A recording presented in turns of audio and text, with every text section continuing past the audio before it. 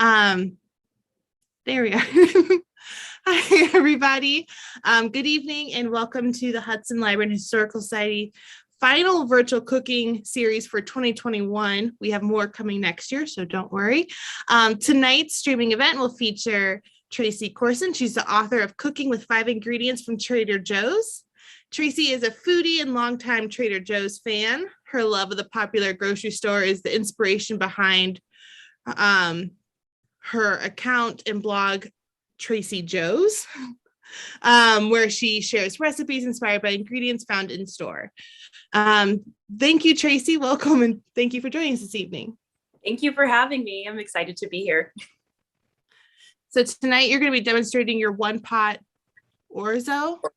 Yes, I will be making my one-pot orzo. It's probably my most popular recipe on my Instagram, so I thought I would share it with you all today.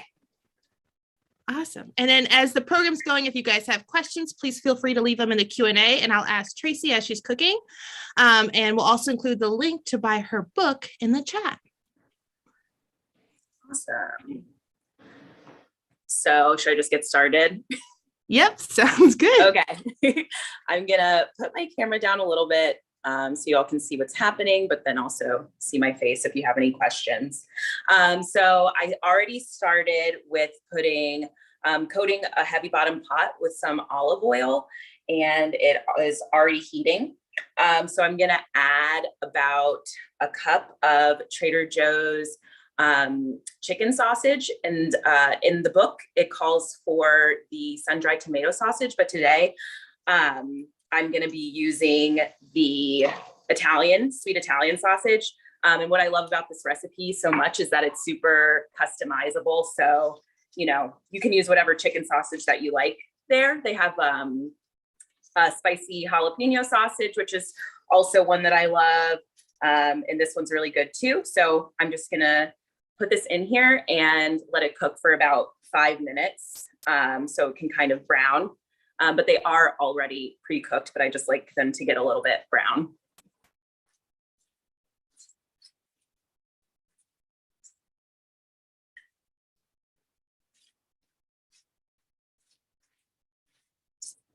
Are you still there?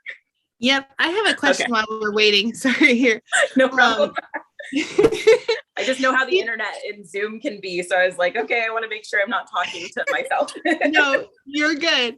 I have a quick question. How did you get started with your account and with sharing recipes? Yeah, so I got started with my account in 2019. I was on a research trip. I'm a historian, so I spend a lot of my summers going to the archive. And so I spent a month in New York, and during one of the weeks that I was there, I was staying with an Airbnb family, and they both worked at a restaurant, like a fancy restaurant in New York. And they would come home and they would make these really, really delicious meals. And I kept asking them, what did you put in this? What recipe did you use? And all of the products that they were using were actually from Trader Joe's. And, to me, I was like, I didn't know how to make like delicious meals out of the stuff from Trader Joe's. You can make the orange chicken or you can use this, but I didn't really know how to make it like a more complete, delicious meal. And so they really inspired me. And so I decided to go on a cooking journey and create an Instagram, kind of inspired by this family, to show my cooking journey.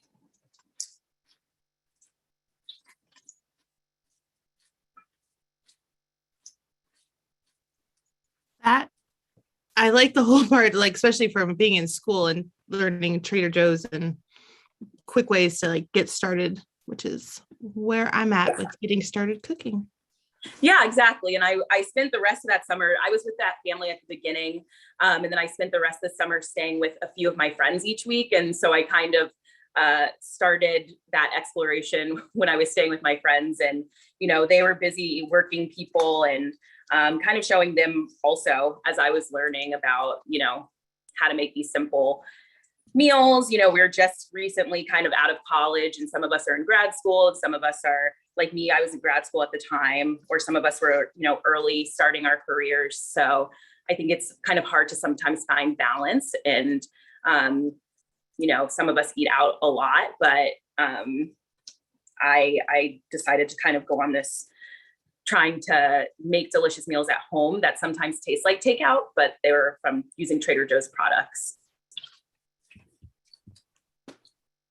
I have to say, I've been following your Instagram account, and I discovered one of my friends has been as well. And I asked her about it, and she just liked that everything was easy, especially with young kids. It was fast and easy. And she said it's not scary. Yeah, I am not a chef. I was like in grad school. I did not really learn how to cook until I would say like 2017 is when I started really cooking for myself. So I think that my book comes from that kind of place, that it's not intimidating at all. What was it? I don't want to interrupt if you're. Oh no, I'm just like stirring this for like 5 minutes until it gets a little bit more brown. Okay. Yeah. I think you mentioned it, but just double checking. Is there something else people can substitute out? Yeah. So if they wanted a more vegetarian or. Yeah. So I will show you right now what this is looking like. They're getting pretty brown. So I'm going to add the vegetables. So one thing is that, the recipe in the book calls for red peppers. I made this 2 weeks ago when I didn't have red peppers, so I used tomatoes. You can kind of use whatever vegetables you like, or that you feel like go with it better. I have half an onion here that I diced that I'm adding. And I have some asparagus tops here that I'm also adding. So you can really customize it to what you and your family like. And so I'm just gonna combine this and let the vegetables soften. So that'll be like 3 to 5 minutes. I'm also gonna add like a couple of pinches of salt, and a few cracks of pepper. And a little bit of red pepper. Again, it's optional. My family, we like things a little bit spicier, so I'm gonna add a little bit of red pepper and then let these vegetables cook down.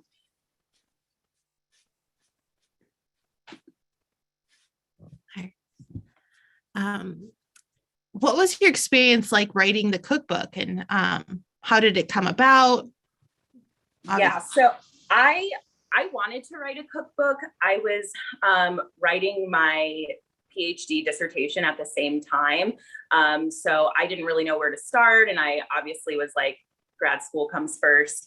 But luckily for me, one of the people who follows my Instagram account works for a publisher. And she asked if I would be interested in writing a cookbook. So that took a lot of like the guesswork out of how do I even begin doing this?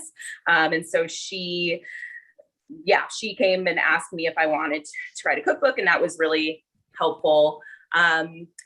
Writing the cookbook was a little bit stressful, and it pushed me to be more creative just because I was doing 5 ingredients only. So, some of the recipes from my Instagram, I tried to adapt and use 5 ingredients only. Didn't turn out well. So there was a lot of trial and error in writing this book. So that was probably the hardest thing, again, was that it was 5 ingredients. So just trying to make things delicious and easy, but, not using the whole kitchen sink, the whole cabinet, That would make stuff very difficult with just 5. Yeah. Would you consider doing another cookbook that's not as limited in number of ingredients? Yeah, I would. This was fun for me, doing a 5 ingredient, but I think definitely the next time I will do something that is kind of more ingredients. And I think that for a lot of the people who have bought my book and a lot of the people that do follow me are kind of cooking beginners. So I think it would be like the next natural step would be like 10 ingredients or, just more ingredients, a little bit more complicated. This is good for beginners or people who are short on time. And then the next book can be for people like intermediate. Yes. A little bit more intermediate. Or not jumping right to advanced. Yeah, exactly. No, not yet. No.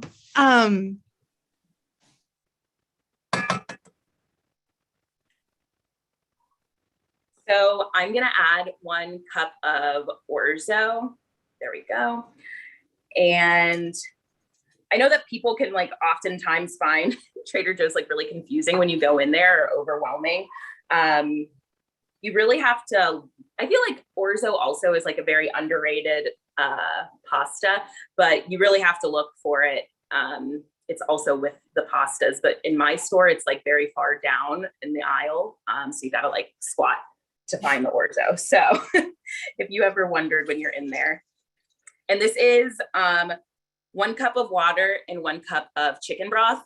In the book, it calls for just 2 cups of water because broth would have been a 6th ingredient, but you can use broth or water or whatever you like. So I'm going to turn the heat up a little bit to a medium. And one of the most important things to remember about this step is that you have to continually stir for about 12 to 15 minutes while this cooks. Because once it starts to really cook, it will stick to the bottom. So you really have to remember to stir.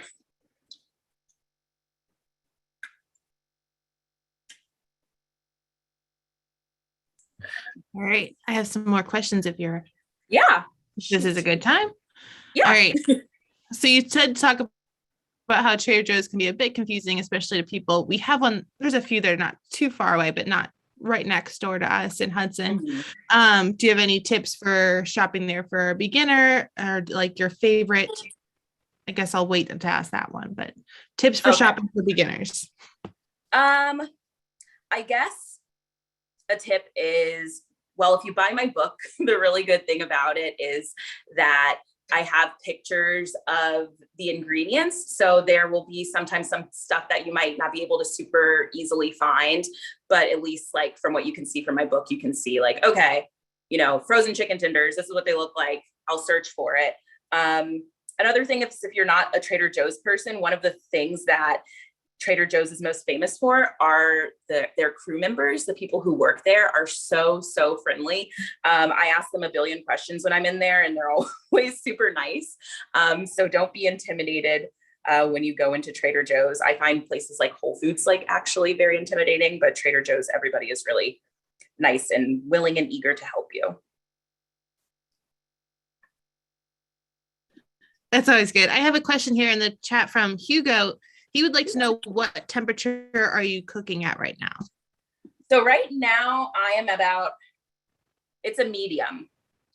So it's my thing goes from low, and then it has a 3, 5, 7, and then a high. I'm at about a 5 right now. So I don't know if that's helpful.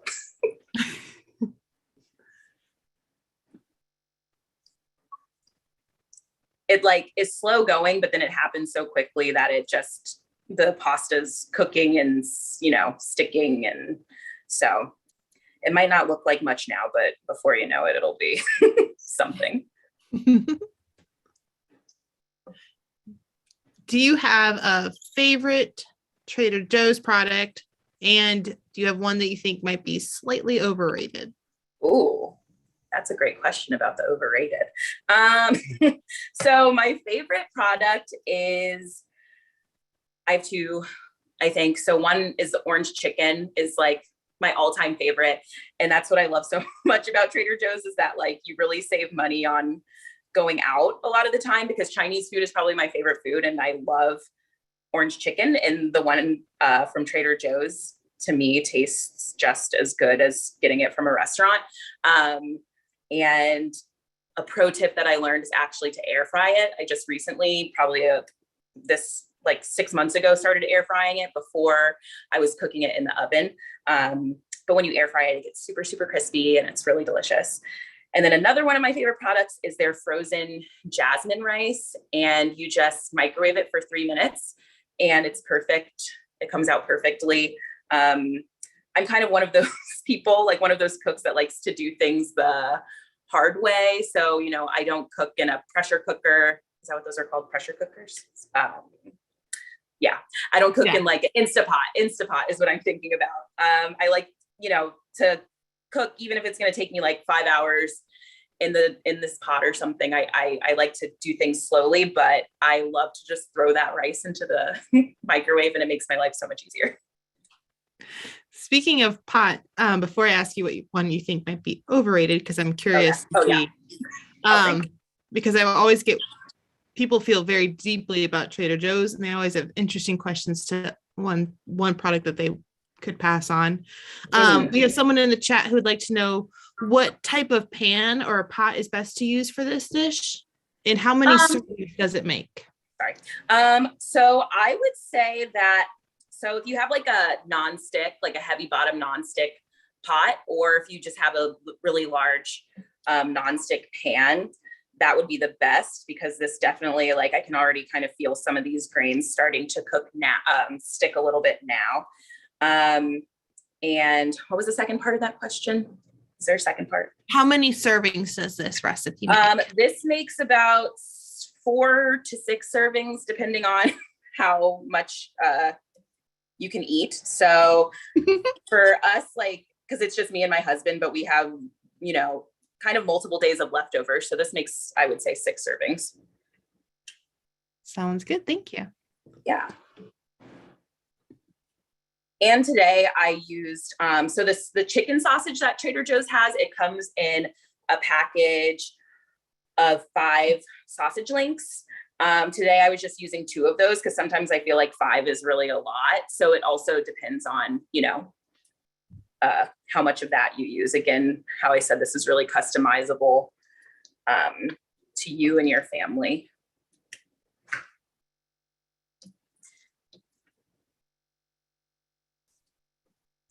And I'm trying to think about overrated. Overrated, I kind of think, which this is probably super controversial, because I feel like everybody loves cookie butter, but I'm not a cookie butter girl. So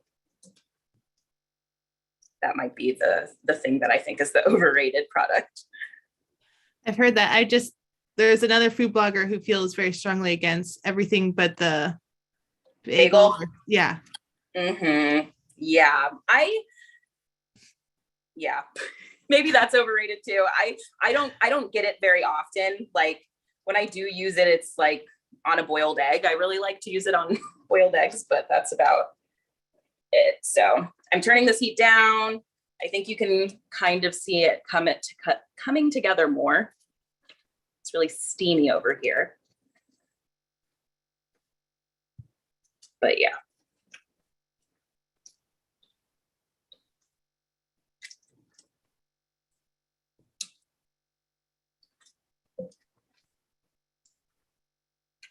And another thing, so when I do use the sun-dried tomato sausage, I really do like to mince some parsley and put it on top of this, and also use some feta if you want more of like a Greek vibe.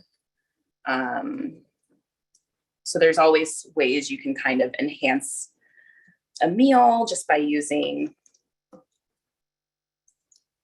little, just other, you know, kind of ingredients.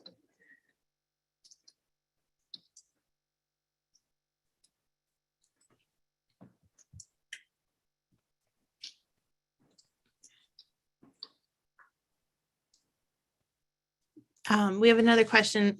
Do you have a favorite recipe that's in the book, or is this one of them? Yeah, so one of my favorite recipes is the gyro. And so basically I just use the pita that Trader Joe's has. They also have gyro in the same section, like where the bacon is and those kind of like the charcuterie meats and stuff. And that is probably one of their most underrated products, I would actually say, is the gyro meat. And then I just use their tzatziki. That's in the one of the refrigerated sections, kind of near like where the vegan kind of dips and stuff are. So I use the tzatziki, the pita, the gyro meat, tomato, and lettuce to make just a nice little pita. That's one of my favorites. I also have a 5-pan low and slow cooked in the oven chicken legs, which are also super customizable because you can just kind of use whatever seasonings you want. So sometimes I just do like salt, pepper, garlic, some paprika or something. And sometimes I'll use curry to switch it up a little bit and make things interesting. So I like a lot of the one pot and one pan recipes in the book.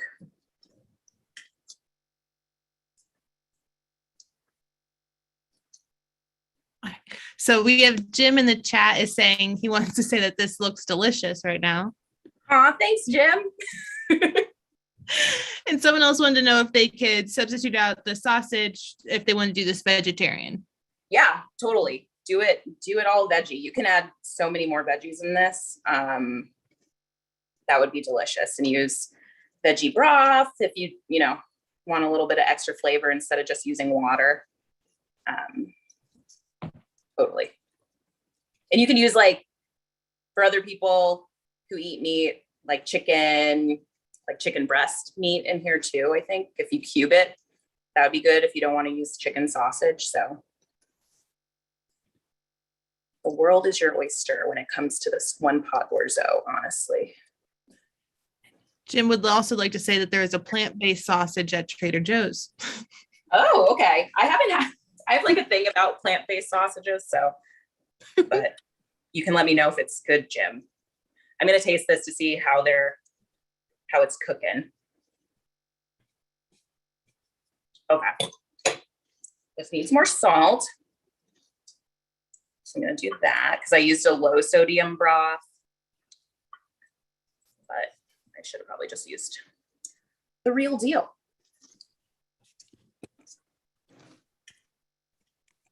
And I'm just going to let it cook for a little bit longer. They're pretty much fully cooked.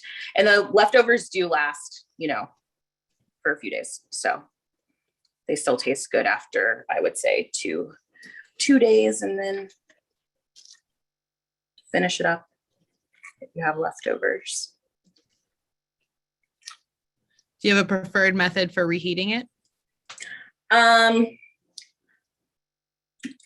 I just usually use the microwave, but it would probably taste better if you put it in a pot. Like, if I'm hungry and feeling lazy, I just pop it in the microwave, and it's still good that way.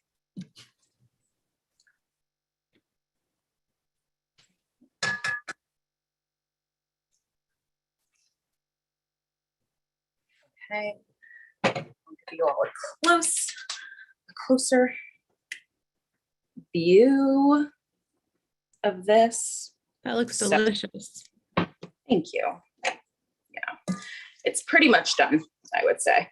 And this is like the most successful I've been cooking it about not having things sticking too much to the bottom. So you really, really have to just continually, I'm going to turn this on super low, just continuously cook, but stir, I should say, but then it comes together and it's easy cleanup. One pot makes your life so much easier. We have another person in the chat. Hugo would like to know, what other ingredients would you add if you were not limited to 5 ingredients?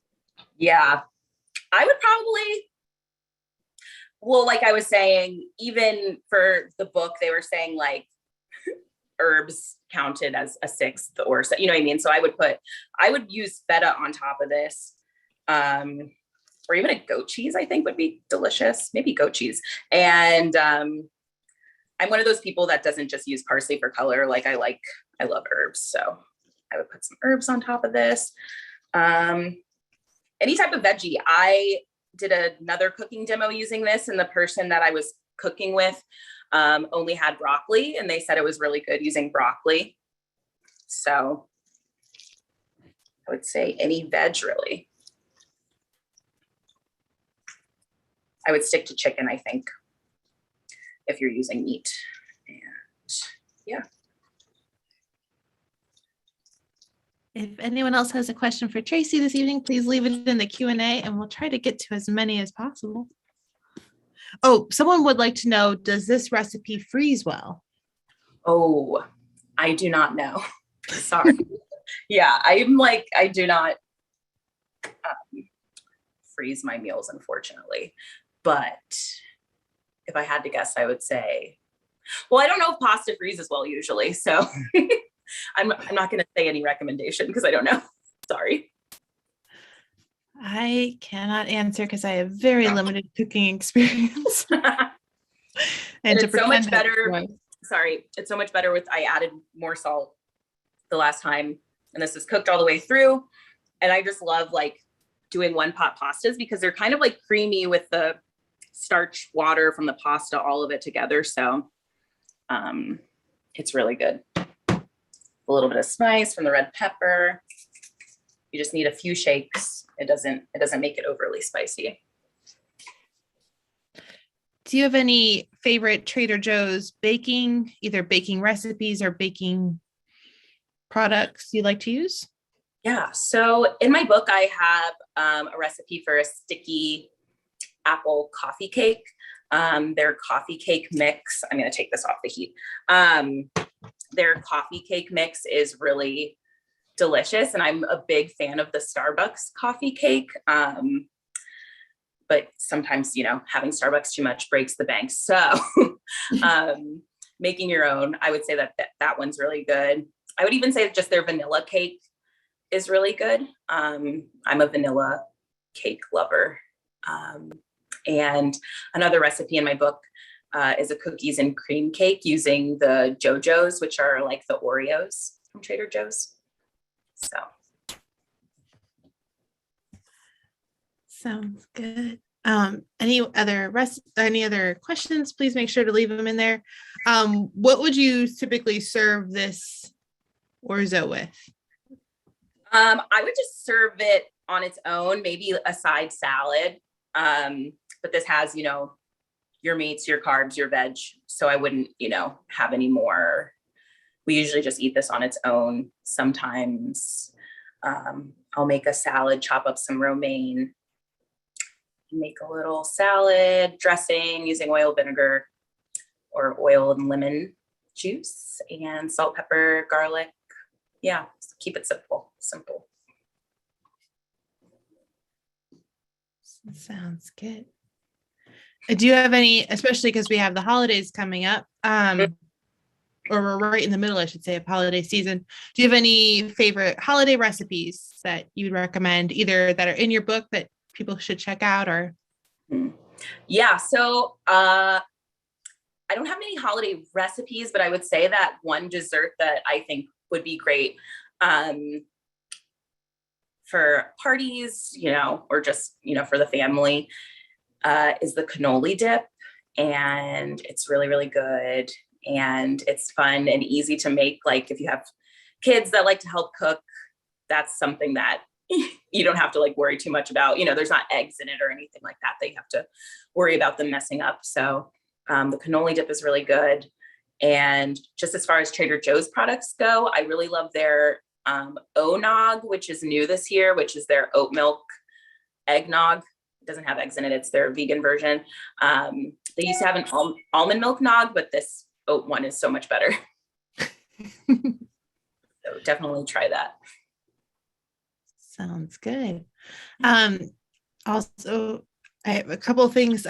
Where would you like people to be able to follow you, find you? I know you're on Instagram. Is there any other places people, if they wanted to follow along with the recipes you post? Yeah, so I'm on Instagram and TikTok at Tracey, Tracey, Joe's, Joes.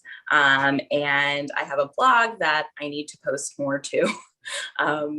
That's traceyjoes.com. Sounds good. And then also we put the link in the chat, but I'll make sure to put it again. So if you would like to purchase Tracey's book, we have the link there that from the Learned Owl, which is our local independent bookstore. So if you'd like to purchase a book, you can purchase a copy through them. Then any other things we should know, Tracey, before we try to make this dish? Yeah. As I've said, I've made this 3 weeks in a row, and the number one thing is just to keep stirring. Otherwise, because somebody asked about the best kind of pot to use, and this is like the Le Creuset cast iron, enamel cast iron. So I was kind of thinking maybe that this is the problem, but it actually wasn't this time. You really just have to like keep stirring. I had no sticking problems this time. And then really just follow your heart, whatever kind of sausage you want to use, whatever veggies that you think would be best with it. All of their chicken sausages are really good. So if you're not a sun-dried tomato fan, again, the jalapeno one's really good. I use the sweet Italian this time. It's really good. And I don't know if it's just me and like my preference. I used to just like chop the chicken sausage into like medallion sizes, but then I recently started doing like a medallion and then cutting the medallion in half. And I've been enjoying it more. So like tiny pieces, smaller pieces of the chicken sausage, I think is also a good tip. I have one more question in the chat. Do you have a favorite way to make the cauliflower gnocchi? Oh, wow. Okay. So, yeah, the cauliflower gnocchi, I feel like trips so many people up, including myself. But my favorite way to cook it is in a nonstick pan, and you put down oil. Usually I'll use like an avocado oil just because I like to use like a little bit of a higher heat, and avocado oil has a high smoke point.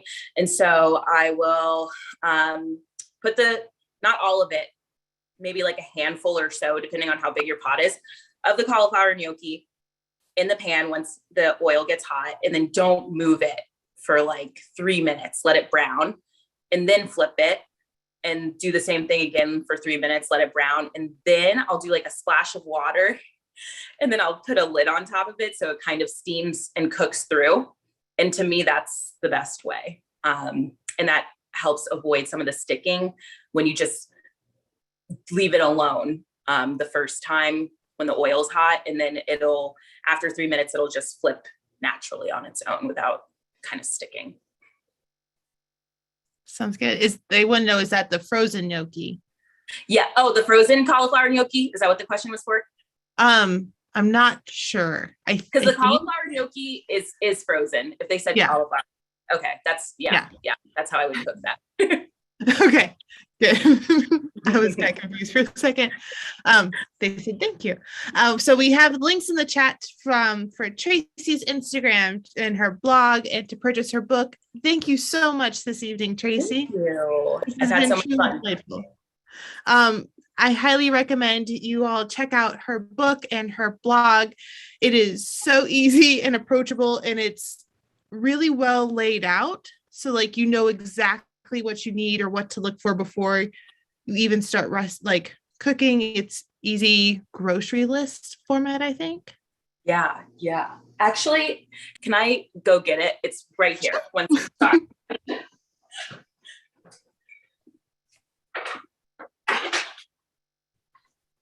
Sorry, I should have had this already. So this is what I meant by the recipe. The ingredients are already here for you. So, like the harissa paste, if you don't know where to get it, you can even bring the book in if you want and say, where do I find this? And they'll lead you right to it. So all of the recipes have the ingredients here on the side. Which makes it so helpful when you're like trying to start, or even if you are, well-seasoned cook, but you're new to Trader Joe's and their products, like it makes everything easy, especially if you can see like, I'm looking for this. Yeah, exactly. You can handle it. I think that's all the questions I have for you tonight. Thank you so much again for joining us.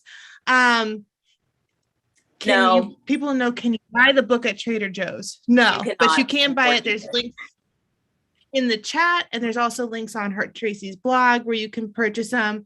So you have enough other options outside of Trader Joe's to purchase.